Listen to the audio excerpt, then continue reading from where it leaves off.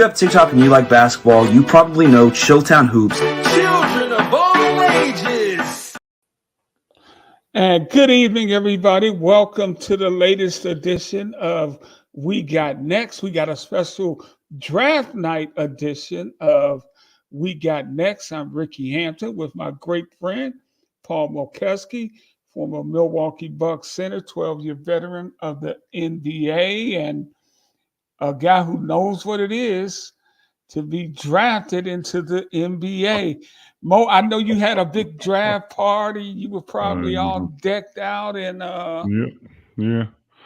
Had my parents there. We walked down the red carpet with a suit on, and no, it was 45 years ago, and I got a call from the Houston Rockets, and they said, "Hey, we picked you. We'll get you a flight for next week. Congrats." There wasn't all this like you're going to the prom. Your mom didn't dress up in a dress, and you didn't buy all this bling and all this to get your agent to, buy some chains and, wear sunglasses or whatever. No, it didn't work like that. and we want to welcome in all our friends out there from Sports Fluent. Steve's checking in. What's up, my brother? Good to have you here. I know you're excited about what Milwaukee is going to do during this draft. And Mo, you know what? That is a great analogy. It's like the freaking prom for these guys, man. And they're about as old as the prom, right? So let's.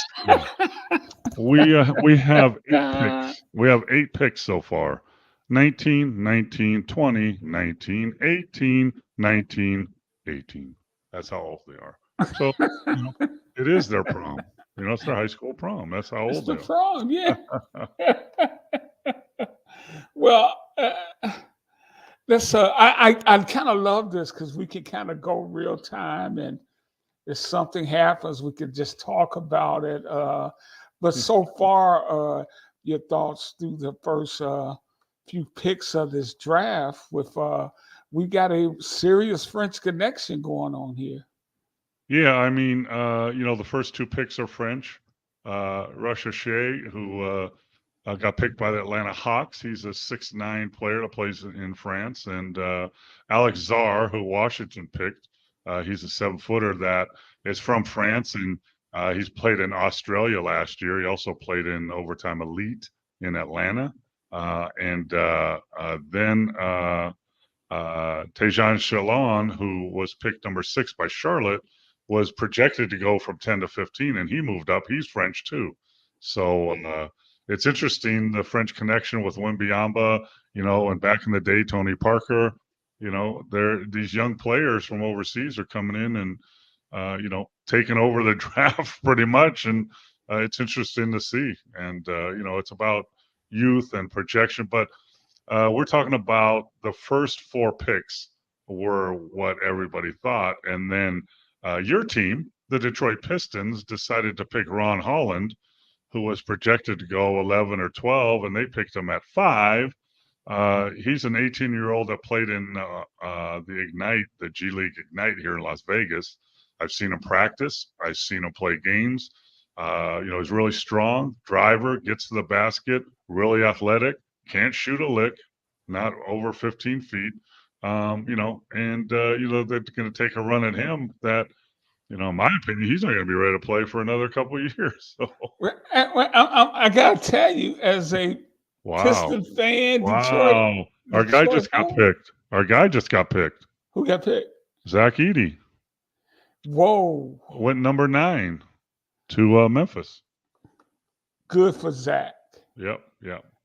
But good for Zach. We're talking about the Pistons. I mean, they don't have a coach. Yeah. They got a new president, Trajan Langdon, who came from New Orleans, I think, and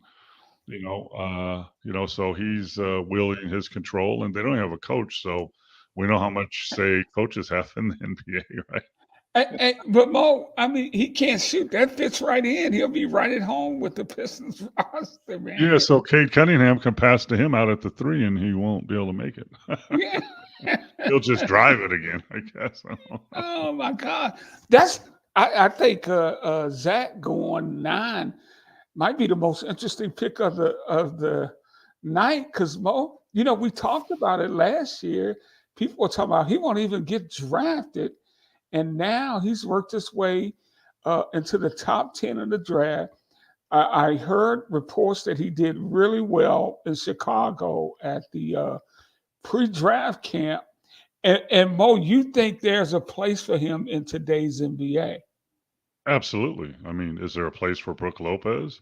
Is there a place for, 7'4" guys that have good hands and protect the rim? I mean, he was College Player of the Year last year, and no one was going to draft him. So he went back to college, played exceptionally well again, was Player of the Year again, and he lost, I think, 20 pounds. He's not what he's not the long, athletic, arm span guy that everybody looks for. But he's shooting. I'm looking at his numbers. Last year, he averaged 22 and 12. This year, averaged 25 and 12. I mean, the guy can play. And I think in Chicago at the combine, he showed he could shoot the three. I heard he was Yep. shooting really good spot ups from the three, but also he could move better than people thought. He can move laterally better than people thought. And, I always was questioning why anybody wouldn't take a shot at him either late in the first round or a second round last year, and nobody did. So I think it's a good pick by Memphis, and John Morant. Hopefully, he gets his stuff together, and some of those other guys on that team. I mean, they had a really, really good team till everybody got hurt or suspended. So I think that's a good spot for him. Yeah, and how can playing with a guy like Ja help him, Mo? Well, he is a very, very good pick setter. That's what Eddie Edie is. Sets picks. He's big. He's huge. He rolls to the basket. He takes up space. So, just like Minnesota had trouble guarding Dallas's pick and roll because they're going to have people are going to have problems because John Morant, not only can he score, but he's a good passer. And now he's going to have a huge, huge, huge target with great hands that can catch, finish, kick it out. He can do short rolls. And another guy that can protect the rim. He's a rim protector. So, I don't see any teams, winning in the NBA without big players, right? Uh, uh, Boston won this year, but a big reason they were that good is they got Porzingis, Yeah, and then 7-3. Yeah. Horford played. Who's not the fastest guy in the world. And Denver won it last year with the Joker. And the Milwaukee Bucks won it a couple years with Brooke Lopez. So, these type of guys that can catch, roll, finish, and then protect the rim and are semi-mobile are very valuable to teams if you want to win a championship or get to the finals. Hey, another big guy, Donovan Cleveland, went to UConn. Of those two big guys, which one do you like which player do you like the best? Probably And Cleveland. what is the difference in those two guys? Well, Cleveland just went to Portland. Right.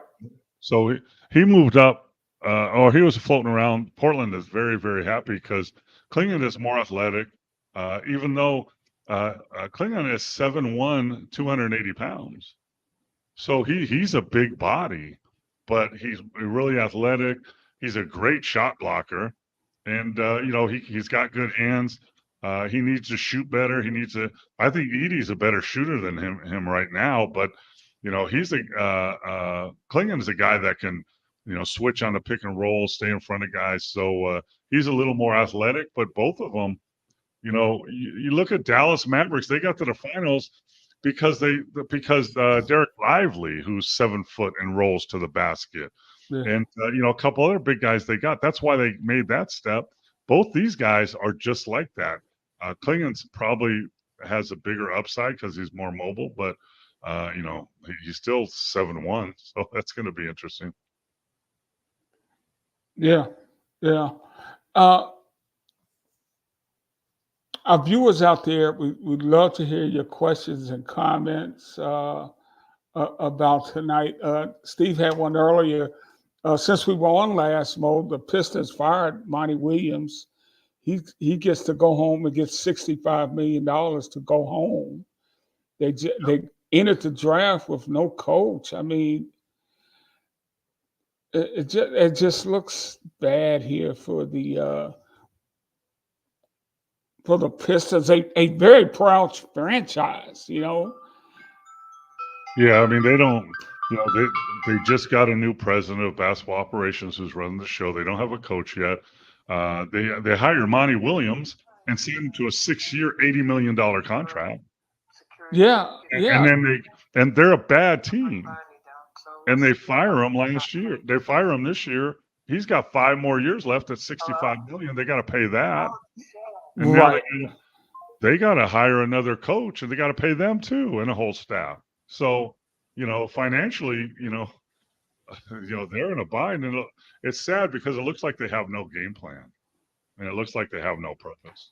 right. And it takes a long time in the NBA to become relevant again. And just ask the New York Knicks, right? Well, Well, it's been a while for the Knicks, who just signed Ananobi to a $200 million deal. Mike Jew checks in. I love Reese Shepard, but I don't see him as the third pick. oh, so Houston picked him up. Reed Shepard is a Steph Curry type shooter, right? So he's a maker. He shoots 53% from the three, and he can put it on the floor. And by the way, Mike, he was rated one of the best athletes in the Chicago Combine. He had a 42-inch vertical. So he's more athletic than people think. And the main thing, all these teams, what are they looking for? Guys that can make threes. And he's one of those guys. So, if I'm sitting at this pick and you can't get Alex Czar or Richard, I mean, so who else are you going to get? I mean, I like Stephen Castle. I don't like Ron Holland. I like Klingon. But, if you need a guy to put it in the basket, Reed's your guy. Yeah. Hey, Mo, the international players have dominated the top portion of this draft, and it just makes me wonder, why are they shooting up in these drafts so much now? Is it the training that they're getting? What are our kids not doing that they're doing over there? And you've Well, played and coached overseas, so I know you know this firsthand. Well, first of all, and we've known this for a long time, the United States basketball system is totally different than the European basketball system. So in the United States, you go play high school, and you probably bounce around to a couple high schools, and hopefully you have a coach that can teach you how to play. And while you're in high school, you play all your summers. You play 30 or 40 or 50 AAU games, and you travel around and play all these games. And most of the coaches in the AAU are worried about winning games. They really don't develop you. You don't learn how to shoot, how to space. You learn how to full court press and how to zone defense and trap people and hopefully get in the open court and try to get to the basket and dunk. And you play too many games and you don't practice or you don't work on your game. And then you go to college for 1 year and hopefully you fit in with UConn or someone like that. And then the NBA drafts you if you're lucky enough. Overseas, you start like these players, Alex Czar and those guys, they've been playing professional since they were 14 years old. 14 or 15 years old. But the difference is in the pros over there, you move up the ranks. You play in their junior system, then their semi system, and then you go to their big team. But all the while you're doing that, you're playing 2 games a week and you're practicing twice a day the other days for 5 days a week. And you're working on skills and ball handling and shooting and spacing and how to play the right way. So that's what you're spending your time doing instead of playing all these games. And then you move on up. And then by the time you're at the big club, like Azar worked his way up and played for an Australian high level team and did well. And now he's the second pick in the draft. So that's the difference between the two systems. And the system here in the United States is flawed, and it's being shown. The light is on, and the NCAA is not helping. NIL money, transfer portal, that's not helping. We're struggling, and don't think it's not going to show. The USA Olympic team is going over to play in Paris, France, where all these guys play, and they should win a gold medal. I mean, you got LeBron and Curry and all these dudes, right? But guess what? France has Wembanyama and all these guys. Canada has 12 NBA guys. Spain is always really good. Lithuania is always good. Serbia is really good. All these teams, the national teams, are getting better and better. And sooner or later, it's going to show up. It's showing up in the NBA now, where I think 30 to 35% of the NBA is filled with foreign players. And Wow. Yeah. Adam Silver mentioned that in the next 5 years, it'll be over 60% will be foreign players. So, it's going in that direction, and it's going to show an international play where probably not this year, but 4 years from now, when I think the Olympics are back here in Los Angeles, the United States basketball team is going to struggle to be in the medal rounds, let alone a gold medal, and it's showing. I mean, Mo, you think it could get that bad? Absolutely. Five of the last MVPs in the NBA have been foreign players, right? It's been Embiid, it's been the Joker, it's been Giannis. They're all foreign players. So I mean, last two number one picks are from France. Yeah, so it's going in that direction, and no one's going to fix it here. High school's not going to fix it. NCAA is surely not going to fix it. If you're a high school player now in the United States, you will not be recruited. You will not get a scholarship unless you're a 5-star or a one and done, because that's not how colleges work anymore. They go through the transfer portal and they pick players off all the other teams that they want. Then they go JUCO for the older players that can help them win. Then they go post-grad for players that are 1 or 2 years removed from high school. Then they go to high school players. High school players are not being recruited anymore in the United States. And that's a big hole, and it's not going to be filled in any time in the future because NIL and transfer portal is taking over. So, who's going to develop these players now? Well, when they're 18 and 19 and they get to the NBA, that's when they start to get developed, right? And over in Europe, they start getting developed at 14 and 15, and they work through. They're being coached by professional coaches when they're that young. So it's not. I mean, when I played in the league, Ricky, I'm old as hell. I mean, I was drafted 45 years ago yesterday. 45 years ago, and there was only a couple players. I played with Rooney Marshalonis. There's Volkov. Sabonis came over, but that was just a handful of guys.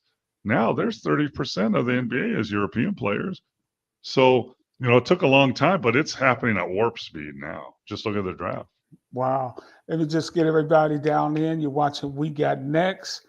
We got, I'm Ricky Hampton with my great friend Paul Mokeski, former Bucks center, 12-year veteran of the NBA, coached in the NBA, scouted in the NBA, coached Olympics. Mo, you are a basketball lifer, and you've seen it all on both sides of the water here. And I think that's some great insight on where this game is going. Steve checks in and says, man, what are your beloved Bucks going to do? Mo, I really thought when they won that thing the first time that this team was set up to, really not necessarily win 2 or 3 straight, but be there challenging year in and year out. But it just hadn't gone that way for them. How do they get back there? Stay healthy. Yeah. I mean, Giannis has been hurt for the last 2 years. Giannis didn't even play this year in the playoffs. So if your best players don't play, you're not going to win any championships. I mean, just ask Cleveland without Mitchell. Just ask Miami without Butler. Just all the you got to be healthy or you're not going to win. A couple years ago, Bucks Middleton was injured, and then he was trying. So if you're not healthy, you're not going to win. So I mean, that's what the Clippers are deciding right now, right? They have one of the best rosters in the league and one of the most expensive rosters in the league. They have 3 players making 40, 50 million each. Yeah. But Kawhi is never healthy. Butler's never healthy. I mean, George. Paul George is never healthy. So do you continue to pay those guys and hope they're healthy, or do you just go get someone that maybe's healthy? I mean, it's Yeah. it's catch-22 in the NBA now. I mean, Boston did a great job, great team, but they went through three teams that didn't have their best players when they're playing them. So, But to Steve's point, if you're Milwaukee, is there some help in this draft for them? no, no, Yeah. no. I mean, I don't think they have a first round pick. They're picking the second round, right? Yeah. Yeah. So no, they don't. Unless The they can make. best they can do is get somebody to give them maybe 10 minutes or something. Yeah, If but there's that. nobody there. There's only a handful of players in the first round that can help a team that level out. They're just, they're not there. So, are you going to package somebody, package Middleton and your second round or your first round next year, and try and go get a player that's a little younger and stays healthy, or, I don't know. So, it's a catch-22. I mean, look at their roster.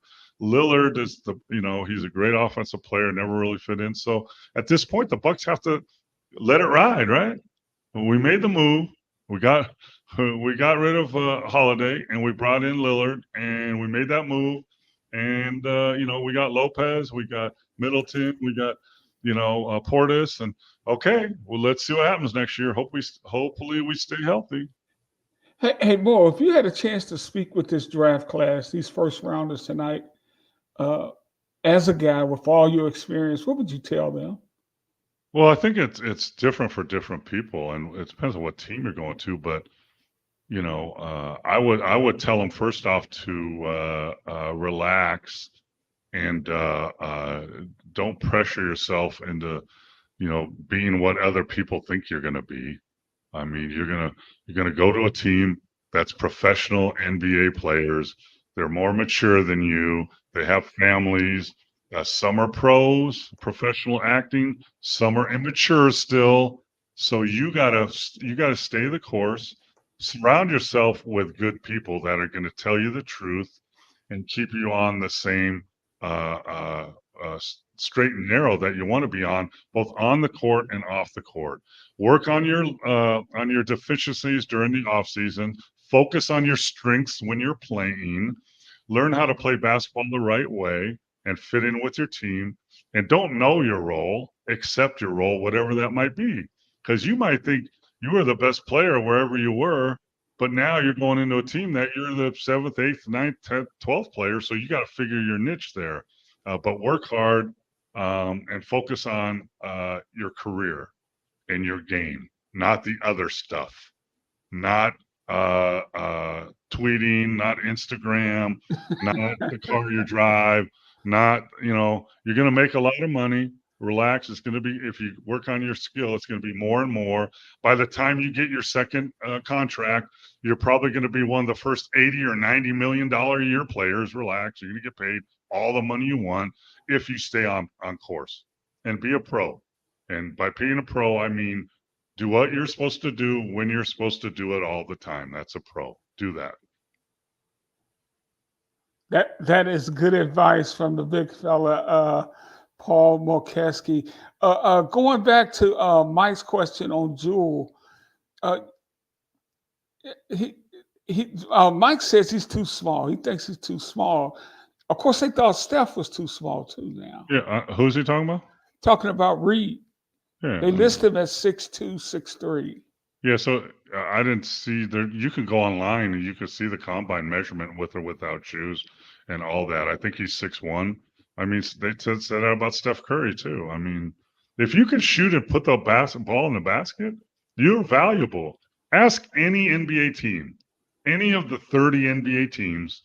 Hey, would you take a player that can make threes and keep the floor stretched? Every one of the 30 would say yes, please. Where can we find him? I Yeah, don't care if he's 5'11". I don't care if he's 7 foot. If he can put the basket in, if he can put the ball in the basket, we want him on our team. So I mean, I don't, size. Everyone thought, what is Steph? He's not a position. He's not a point. He's not a two. He's one of the best shooters ever in the game. He's going to be in the Hall of Fame. So I'm not saying that Reed Shepard is going to be that, but he can make threes, and everyone's looking to stretch the floor. Uh, um, and Steve said kids are playing too many video games. And David checks in and says fundamentals, fundamentals, fundamentals, talking about player development here, these comments. Yeah, and I would think, David, fundamentals goes farther than just ball handling and shooting and passing. It goes farther than that now. We're talking about basketball 101, spacing, ball movement, person movement, cutting, reevaluating and reestablishing your spacing. And that all comes with experience and coaching to know how to play the game. And a lot of these guys, how about this? Be able to play without the ball. You can actually play like Clay Thompson can without having the ball in your hands all the time. Because guess what? In a game of basketball, NBA, if you're not Luka or Harden or any of those guys, you're only going to have the ball in your hand for about 2 minutes. What are you going to do with the rest of the time you're in the game? You got to play without the ball. Learn that. Yeah, that's good stuff. And the Bucks picking 23rd in the first round, too, Mo. So yeah, that 23rd pick is. Yeah, I think. Well, they're looking at who's on their list? Isaiah Collier from USC, 6'8" kid. My guy, Johnny Furphy from Kansas, the 6'9" kid that can shoot. He's probably going to be available. He can help you stretch the floor so Giannis can get to the basket. I would look for someone like that. Now, Mo, can you see this picture I just put up? No. Okay. As we talk to these kids, as you talk to some of these players, and I'll try to get it up before the show is on. It's a picture of you, 7 foot on the floor, diving for a loose ball against Dr. J. That's another way to stay in the league for a long time. Yeah, do the things that other people don't want to do. That's how you can stay in anything. Do the things that other people don't want to do. Other people don't want to work that hard, so outwork them. Practice longer, practice on the right things, set picks, move without the ball, dive on the floor, hustle all the time, have a good attitude, all those things you could do without having any talent. Then you make yourself more valuable to your coach and your team. There's no coach in the world at any level that will say, hey, Ricky, you play too hard. Yeah. Hey, Ricky, you dive on the floor too much. Hey, Ricky, you set too many picks. Hey, Ricky, you play too good a defense. Nobody says that. So Hey. you can do that stuff, and every coach will love you. Of course, the downside of that, and Steve has the question, Big Mo, how are your knees feeling today? Well, that's the price you pay for 12 years in the NBA, 4 years at Kansas, 4 years playing high school ball in California out on the street. You know, I've had 4 knee surgeries and a replacement, a hip replacement, and I'm going to have my 6th foot surgery at the end of the month. So your body pays for it. Same with wearing those Chuck Taylor shoes. But you know what? I would do it all over again. Absolutely. Absolutely. And you know, sometimes this screen thing doesn't. I just got some great pictures of you, Mo. And just kind of showing the way you played, and it would be instructive for some of these young guys to see some of this. Yeah, well, I mean, if you're talking to young players, right? I have a few lists that have been shared and around. Like, here's things that don't take talent: play hard, have a good attitude, encourage your teammates, be on time, stay late. They take no skills to do that stuff, and that makes you more valuable to every team you're on. Can you see this picture, Mo? Yeah. That's Paul helping up Bill Walton. Here's the question. I'm sure you knocked him down. I don't know about that. Maybe. No comment. You know what's funny is someone sent me that picture. I'd never seen that before. And that was after Bill Walton passed away last week or 2 weeks ago. And I was looking for a picture with me guarding him because he played for the Celtics, obviously. And that's a playoff. I remember this when I saw this picture. I remember this in the back of my mind. In this situation, we're playing in Boston. They're trying to kill us. We're trying to kill them. We're playing in the playoffs in the Garden. People are screaming at you. And I remember because back then you didn't help other players up. You're not going to go help another opponent up. You didn't give them hugs after the game, any of that stuff. But I remember something that happened. I think we both dove on the floor, and I got up. I think I got the ball and I outletted it, and I went down the other end. And Boston called a timeout. I remember standing at the top of the key there and going. And I turned around and I saw Bill was still on the ground. And, Bill had been through surgeries and everything. He was my idol when he was at UCLA, and he's had some troubles, and he's a good guy and plays the game the right way. And I remember thinking to myself, I know I should just go to the huddle right now, but I'm going to turn around and I'm going to help him up. I don't know why I decided that at that time, but I remember making that conscious decision to help him up. And if you look at this picture and you look like, there's Kevin McHale and Robert Parrish on the bench. They're looking at me. And there's coaches, the trainer, that guy on the left is their trainer, longtime trainer. And the fans in the stands are kind of looking in surprise that I'm helping them up because that's not the way it was done that day. But I'm glad I did it. Wow, that's a great story, Mo. And, and clearly a lot of that is respect, man. For sure. Yeah. But even then, even if I respected Dr. J, I wasn't helping him up. I mean, Yeah. that's the way it was. But I remember in that instant, it just, it just felt right, Yeah, absolutely. Mike, I'm shocked Edie didn't go until the ninth pick. A big man undervalued. Yeah, we kind of been talking about that. Yeah, he wasn't projected. He was projected like before the Chicago Combine. He was drafted at the end of. He was projected Yeah. at the end of the first round, maybe even the second round. Then he played well in Chicago. So most people thought he'd go from 10 to 15 or 12 to 15 or 18. But I think Memphis made a smart decision. Yeah, yeah. Uh, hey, Mo, let's talk about some of the moves that happened off the court before the draft.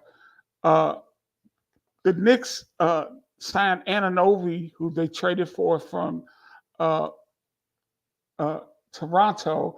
He's got a 5-year, $212 million deal. And the Nets picked up Mikal Bridges from the The Knicks, Nets. yeah, the Knicks. The Knicks got I mean, yeah, the Knicks, yeah, picked up. they traded for Mikal Bridges, who's averaging 20 points a game, by the way, one of the best wing players in the East. They picked him up before all this, and there's a reason for that. So his salary is going to go against your salary cap. So you want to wait to sign your free agents. That's what Anobi was till you sign those guys, and then you can sign your own free agents for whatever you want over the salary cap. So that's why they did it that way. But they had to keep Anobi. But they got Malik Bridges from the Nets for Bogdanovic, who got hurt in the playoffs. He's a pretty well-rounded player, but he's getting older. And 4 first-round picks, uh, uh, and 5 first-round picks and 3 second-round, 7 picks. So they got first-round pick in 2025, 27, 29, and 31 from the New York Knicks. And this is why, in my draft picks, Yeah. they're valuable. You know what they're valuable for? To trade people. That's what they're valuable for. And look at the Knicks traded 7 draft picks and one of their okay players that's hurt, and got a player that can really make an impact with their roster next year and puts them closer to Boston than Milwaukee and Philly right now. Yeah. And Mo, the fact that the teams trade these first round picks so easily kind of shows you what they think of today's draft. After first couple of after the first, maybe top 10 picks or something. Yeah, I mean, um, the NBA, when you run an NBA team, you get assets. What are your assets? My assets are my players that are really good. Those are my assets. The backup players that I have that are good and or bad, and my draft picks. They're all assets. And how you put together assets and use your assets to get the best team that can win a championship. That's what, like Boston has a zillion draft picks available still. So you got to use those. So, and the other asset is a decent player with either a low salary or a good player, former good player that has an expiring contract that so if I trade him to you, you gotta pay him 30 million next year, but then he comes off your roster and your salary cap. Those are all assets you have that you work with to put together a team that you want to make a run for the championship. At least that's what the good teams do. That's what the Knicks are doing. That's what Boston does. That's what Milwaukee tries to do. That's what Golden State did for years. But the problem is when you value your assets or have too many assets that aren't valuable to other teams, then you got a problem. Yeah. Yeah. Yeah. I think you're right. I mean, draft picks. I mean, I don't know what they're worth now. I've been in the draft room. It's been a while when I was Dallas. When I was with Dallas, you could buy a first round draft pick for $1 million. And you could buy a second round for 300 grand if you wanted to.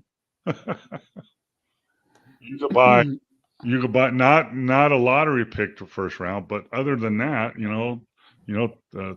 18 to 30 or whatever, you could buy it for like I think we did buy one for 1.2 million back then. That's been 10 years ago, but that's that's an asset that you can actually buy, right? So to use. It tells me everything that you want to know about the draft. That they just move them around like this. Yeah. So now, like New York has set themselves up. Randall's going to be healthy. Now they're going to have, I think, 4 players that played together in college. Right. They got Villanova. Brunson and Hart, Brunson, and Hart, DiVincenzo. They all played together in college. So, but they had Robinson, their big guy that got hurt, didn't play at the end of the year. So Harkenstein, their other big guy, really came forward and played well. But now that you did that trade and then you signed Anunoby, you might not be able to re-sign Harkenstein. Right. So he's a free agent. So some other team that's smart, that wants a big that is actually mobile, tough, physical, protects the rim, dives on the floor, blocks shots, and can score every once in a while, someone should go get him. How about the Warriors pick up a real big and get him for a decent price? But the Knicks will try to re-sign him maybe, but he'll probably be free as a free agent. But that's the decision that they made. They made their trade, and then they re-signed Anunoby, and that's the decision. Harkenstein's, hopefully we can keep him, but if not, that's the way it goes. Hey Mo, the Warriors and Klay Thompson could be coming to an end there. Jimmy Butler said he's going to play out the final year of his contract in Miami next year.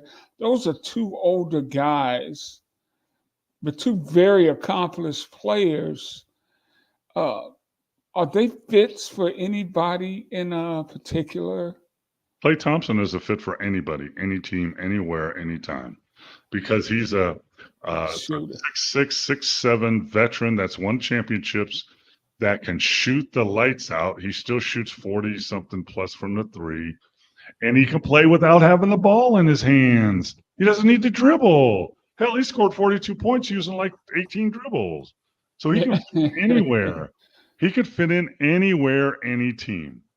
Now, you're going to have to probably overpay him, and then he's going to have to accept a role, not like he had with the Warriors, probably coming off the bench and being a spot-up guy, say in Dallas, where they got Kyrie who drives and Luka who drives, and they have bigs now that can roll the basket. You're going to be that guy in the corner that's going to shoot whenever he's open.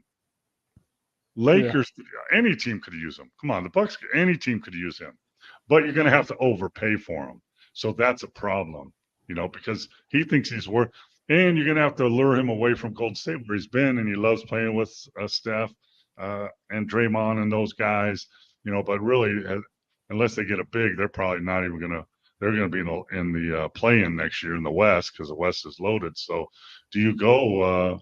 I don't know what salary caps are. Boston, Milwaukee, Lakers, Dallas. I don't know. They're probably over their salary cap, but someone like that, OKC, who made a trade too, they got younger. They picked up Alex Caruso and gave up the guard. Was it Giddy? Yeah, Giddy, who is a younger point guard, but Shea, he has the ball in his hand, so Alexander, they let Giddy run, and they picked up Alex Caruso. Why? Because he's a veteran. He plays defense. He plays hard. He can knock down threes. He can drive to the basket, and he's a champion type player. That's why. So you plug him into your young, athletic, talented team. That's a smart move. But Butler, Butler has to have the ball, and he's going to be older. Yeah, that's why Clay's a better fit for any team. Butler has to be with a more specific team. He's going to need to start. Yeah.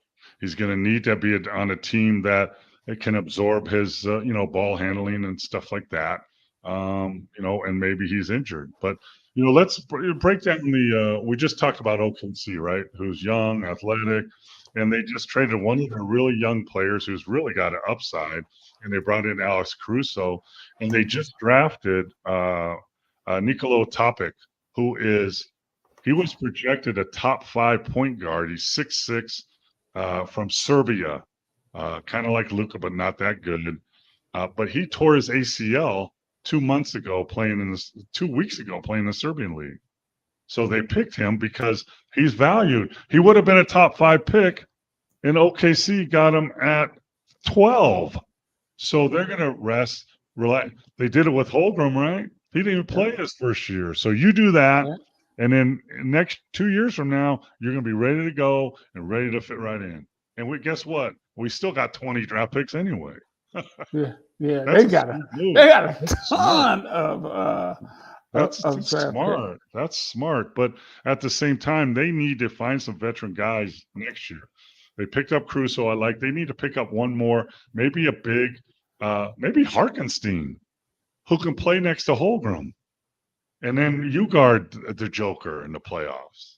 Now, how about that for a fit? Yeah. Hey, Mo, the talk all week was JJ Redick being named coach of the Lakers with zero experience. I mean, people act like that's never happened before, but happened a lot. Yeah. Steve Kerr, Doc Rivers, Mark Jackson, Nash, Steve Nash, who's in a bad situation. So it's not that unusual. Wow, it's unusual. But they got put in a hole because they screwed up with the UConn coach and had him fly in and do all that, and then they didn't get him. So what do we do now? I mean, who's Brooklyn going to hire? I mean, But you know what? Redick has been getting a lot of criticism for all his F-bombs at his press conference. And I understand the tone and language. But I definitely get his sentiment. He doesn't care what people think about him. He said, man, I got a job to do and to win games. Isn't that the attitude he has to have? I think so. And I don't know personally, but I think he's got the respect of LeBron. That's who you got to have. And then AD will fall in line, and then everybody else will fall in line. And, at this point, you can't, if you care about what all these people think, guess what? What did he sign? A $35 million deal? Whatever he signed? I don't even know what he signed. So, yeah, I don't know. The numbers are good, though. It's like $8 million a year or something like that. I don't know. So he's set for life, right? I don't care I'm set for life, Ricky. You can say whatever you want. I don't care. And guess what? If they fire me, like they fire all their coaches after 2 years, Darvin Ham, Frank Vogel. They fire everybody. So fire me in 2 years. I'm gonna go back to ESPN, get my job, and I'm at $30 million in the bank. Thank you very much. I don't care what you say. With you there, brother. Absolutely. Hey, speaking of LeBron, do you think his son will get drafted at some point? I don't know. I mean, obviously he can't play right now. He averages 4 points a game for a bad team. But athletic, high basketball IQ, plays hard, blah, blah, blah, blah, blah. So in the second round, all NBA teams pick on upside. Everyone in the second round is going to be picked on upside, and most won't make the teams. So, why not?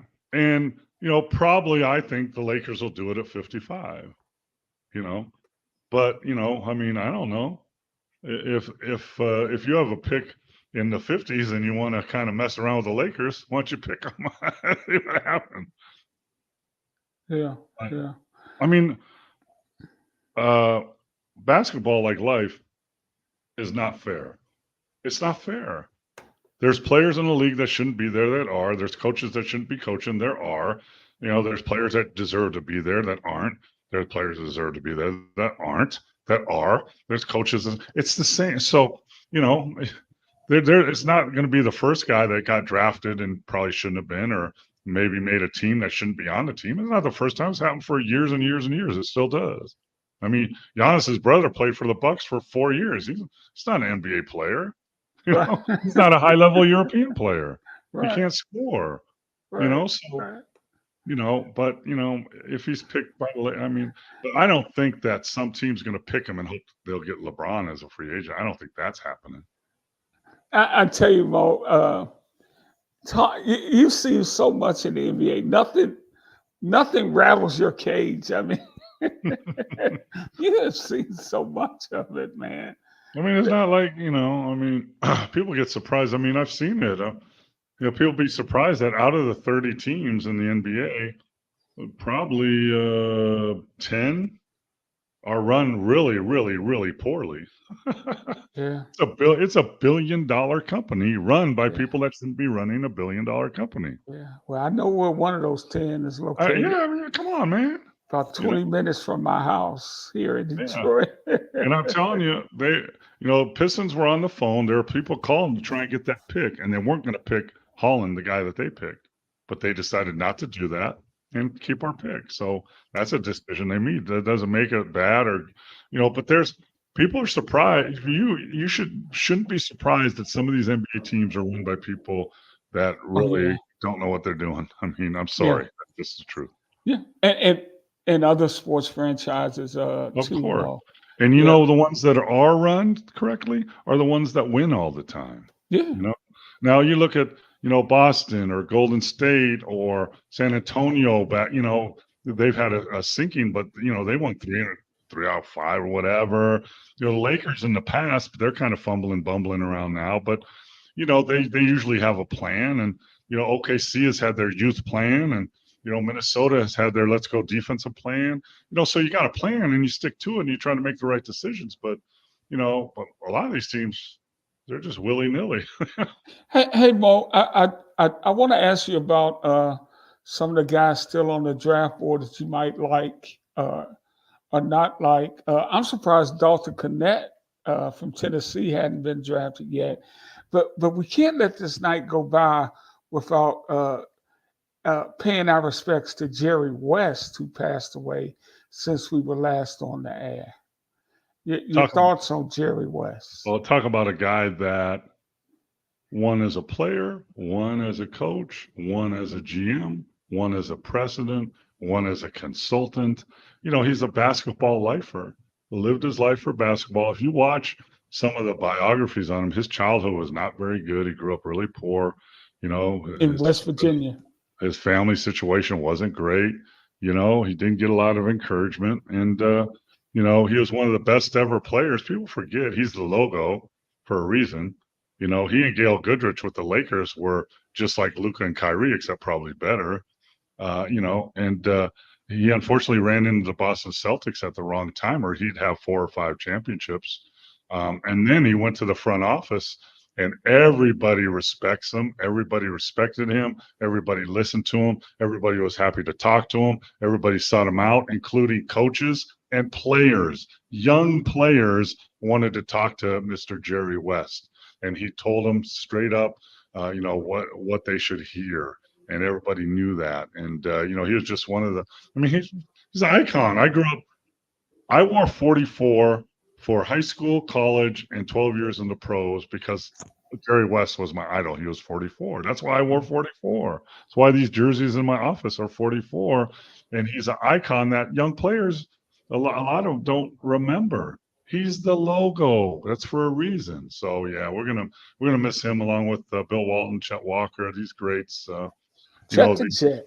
Yeah, the Retired Player Association, we're meeting in a couple weeks here during the summer league, and we have meetings and little get-togethers, and these guys will be missed.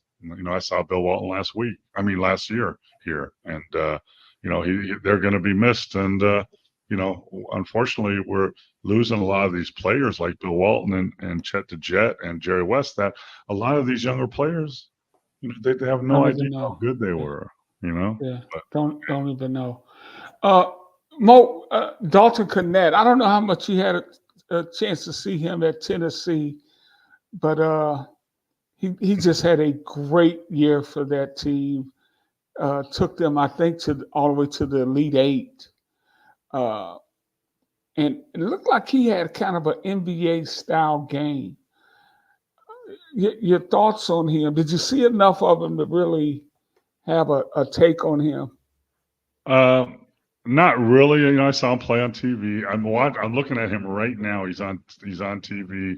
He's in the Greenwood room. He should have been picked a while ago, and he hasn't been. So he's slipping down that board for whatever reason. But he's 6'8", 6'7", 6'8". He's long. He can put it on the floor, finish, shoot the jumper.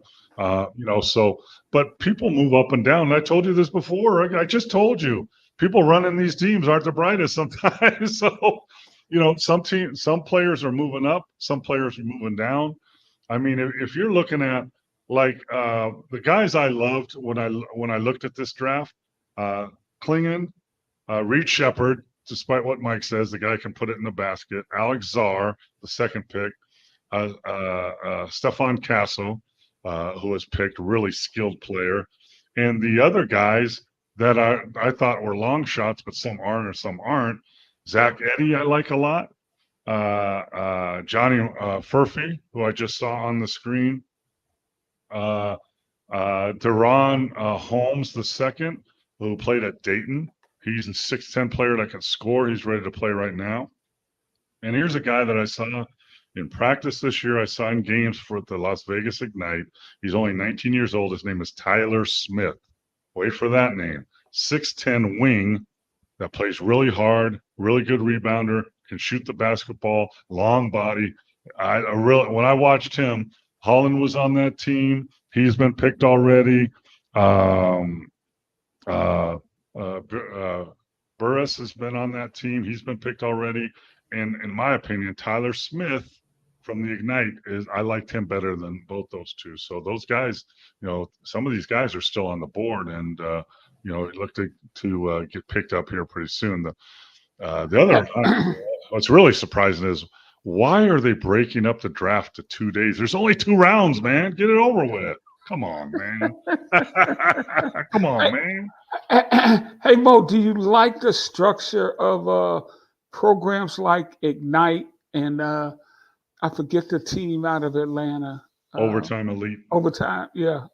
Yeah, the Ignite are no longer in existence, unfortunately, because they were put here in Las Vegas for players like these guys we've been talking about that didn't want to go back to college but wanted to play a pro level. They played in the G League. They were coached by NBA coaches, and they could get paid between 250, 500 grand. But now the NIL has killed the Ignite here in Las Vegas, that they are no longer in existence. They're not coming back. It's unfortunate, but they're a casualty of NIL. they'll have 3 first round draft picks this year. The Ignite will, and I think they had 2 or 3 last year, but they're out of business. Overtime Elite is a little different. They're their own setup. They play only each other. They don't play against pros, so I'm not so sure about that one. But Czar played there 2 years ago, and he was the second pick. So but I think with NIL now, I think players are more willing to go back to college for another year or whatever, make 500, $1 million, whatever that is. Enjoy the college life. I mean, please. Yeah, that's the other thing I would tell players: stay in college if you can and enjoy it. The money will be there, and now with NIL, it might be there anyway. So Yeah, absolutely. And you get a chance to hopefully develop your game. Because I look at this, draft, and we look at these first round picks, and very few of these guys are going to have any kind of impact for their teams this year, maybe 2 or 3 years down the road. Whereas if this was an NFL draft, all these guys would be expected to make contributions, if not start for their team this year. What, so clearly to me, the jump from college basketball to the NBA is much more difficult than the jump from the NFL, from college football to the NFL. And I know one of the reasons there are more positions and more players. Yeah. I don't think the jump is any bigger. Maybe a little bit bigger, but it's a numbers game. You got 22 starting spots in NFL. You got 5 in NBA. It's a numbers thing. You need 22 positions plus kickers. In the NBA, you need 5 positions, and ones and twos are the same, and threes and fours are the same, and fives and fours. So you really 3 positions. That's what you need. So. What is in your mind an ideal rotation in today's NBA? 8 guys, 9 guys, I always or say it depends on the personnel. 8.5 is what I do. I got my starters. I have a backup for my 1-2. I got a backup for my 3/4, and I have a backup for my 5. And then my half guy is a guy. He's a shooter like Shepard, or he's a lockdown wing defender that I can throw in there, or a shooter like I said, like Shepard, that I can throw in against the zone. And I play him from anywhere from 10 minutes a game to 25 minutes a game. So 8.5 is, I think, the good rotation. Look at Denver; they did it. Boston did it. That's how you win. Now, you still want your 9th and 10th guy to be capable, but they're not really going to be in your rotation. That's not a true rotation player, I don't think. Hey, we're coming down, man. This hour has flown by. We appreciate, man. We got a ton of people tuning in tonight. We appreciate you guys checking us out here on Sports Fluent. Any more questions we could take? We got one more. Get them in. We got about 90 seconds if we do. Hey, but we're normally here on Mondays. This is a special draft night edition of We Got Next. So be sure to check us out. Great show. Thank you, Mike. We appreciate that. Steve says he's seeing everybody in Arizona wearing Lions gear. They on the bandwagon out there, Steve. No, it's probably a lot of Michiganders out there for sure, retirees and whatnot out there. Final thoughts, Mo, before we go. Well, I think I want to hit on what you said about players having an impact from first rounders. I think depending on the situation, there's probably 10 to 12 first rounders this year that can have an impact, whether it's Sarr protecting the rim or Shepard making threes, or guys along that line, that can compete and be, part of an 8-man rotation on a decent team in the NBA.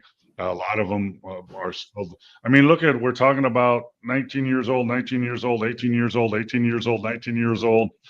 So some of them can, most of them won't. It's probably for the future, for 2 or 3 years down the road. But I think there is some impactful players.